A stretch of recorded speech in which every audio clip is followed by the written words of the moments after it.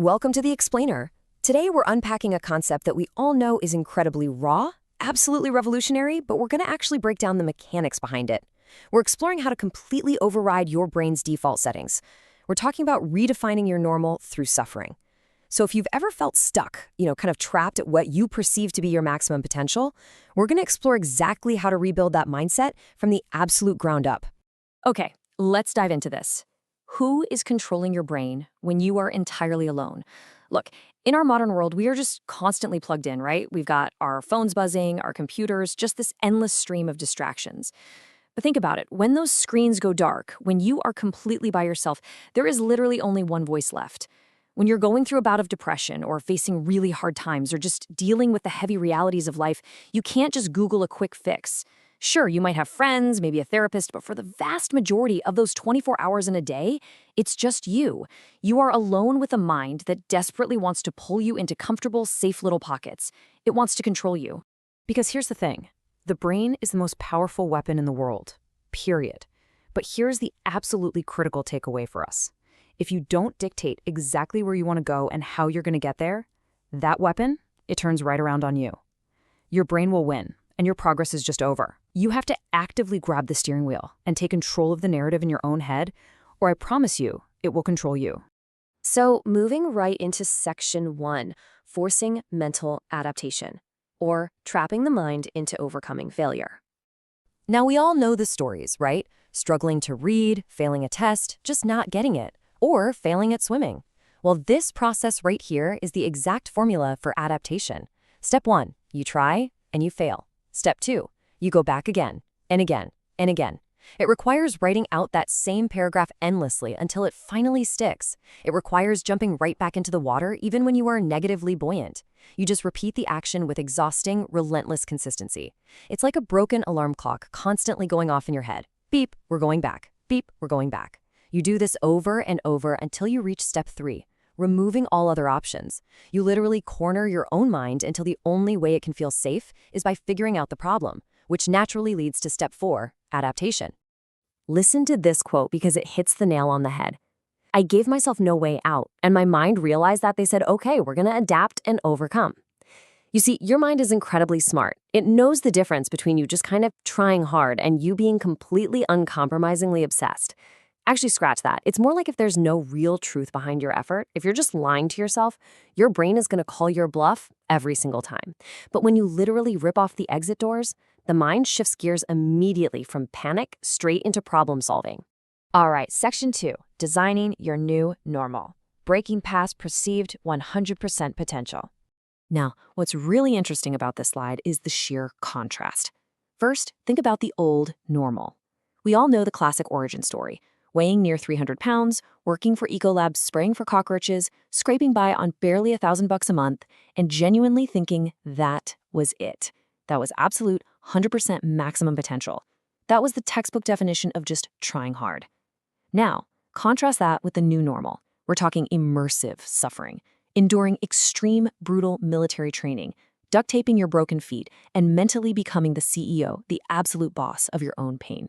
The terrifying reality for most of us is that we are living in that old normal, fully convinced we've tapped out our potential, simply because we haven't forced ourselves into a completely different standard of suffering. $236? It's such a brilliant metaphor. Imagine living in a run-down $7 a month apartment. You love it, right? Because you don't know any better. It's your norm. But then you move to a $236 a month place, and suddenly there is no way you ever want to go back to that old environment. Why is that? Because your brain simply accepts whatever environment you tell it is home. If you accept the absolute bare minimum, your brain says, Roger that, this is home. But if you immerse yourself in extreme hardship, eventually your brain accepts that as the new home. But changing that baseline, it is not a quick fix. When you map out this timeline, it's an incredibly visceral 18-month crucible. Month 1, the body completely breaks down. By month 6, a standard program would normally be packing up, but here, the suffering just continues. By month 12, the subject has endured an unheard of 3 hell weeks in a single year. By month 18, the training is finally complete.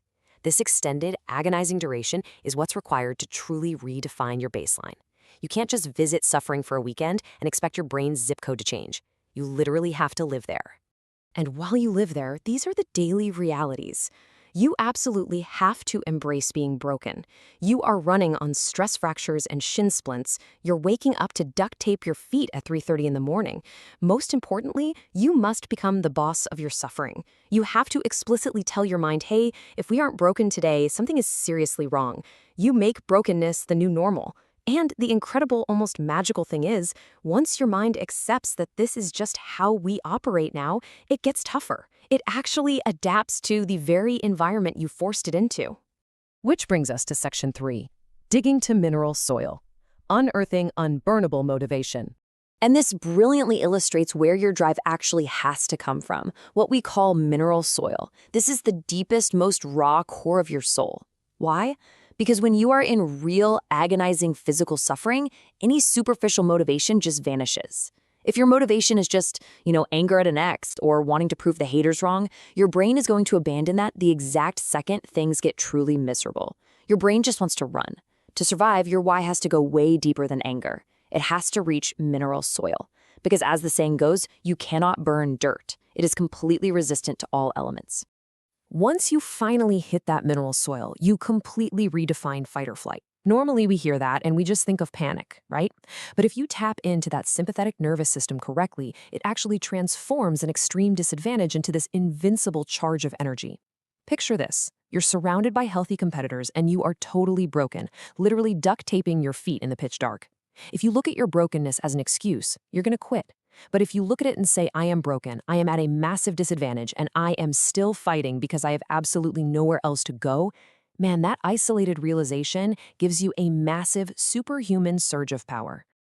And finally, Section 4, finding peace through suffering, the ultimate reward of extreme accountability. Accountability is suffering.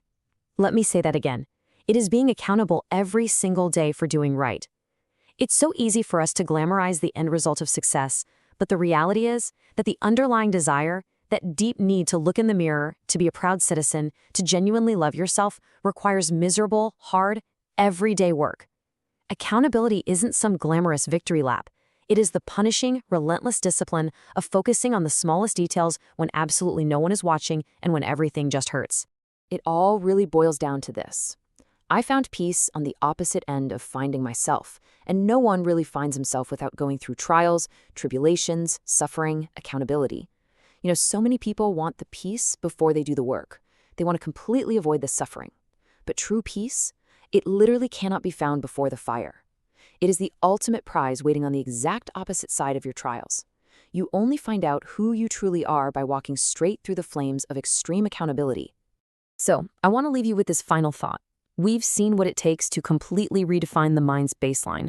We've seen that the brain is a weapon that can either destroy you, or it can propel you way past your wildest perceived limits. The path is totally mapped out, and the price is absolute, undeniable accountability.